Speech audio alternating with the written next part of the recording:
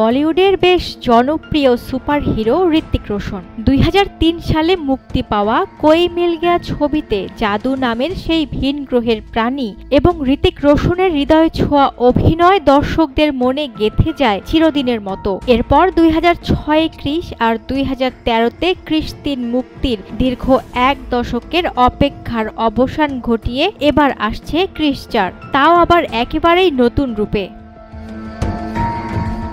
প্রথমবারের মতো বাবার পরিচালনার চেয়ারে বসছেন ঋত্বিক রোশন নিজেই।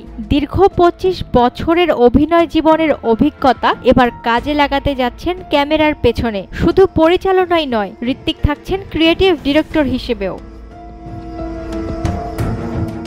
নায়ক খলনায়ক সহ ক্রিশ ৪-এ ঋত্বিক থাকছেন ৩টি ভিন্ন চরিত্রে। জানা গেছে সিনেমার কাহিনী অতীত ও ভবিষ্যতের মিশ্রণে সাজানো। এছাড়াও সিনেমাটিতে থাকবে উচ্চমানের ভিএফএক্স, থ্রিলিং অ্যাকশন এবং আবেগঘন গল্প।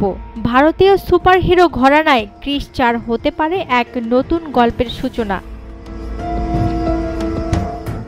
সিনেমাটিতে আবারও ফিরছেন প্রথম দিকের পরিচিত মুখ প্রীতি জিন্তা, প্রিয়াঙ্কা চোপড়া এবং রেখা। পাশাপাশি যুক্ত হচ্ছেন নোরা ফাতেহি ও বিবেক ওবরয়ের মতো তারকারাও। সব মিলিয়ে পর্দায় থাকছে তারকাদের এক বিশাল সমাবেশ। এখনও ছবিটির মুক্তির তারিখ ঘোষণা হয়নি, তবে ২০২৫ সালের মাঝামাঝি বড় পর্দায় আসতে পারে বহুল প্রতীক্ষিত এই ছবি।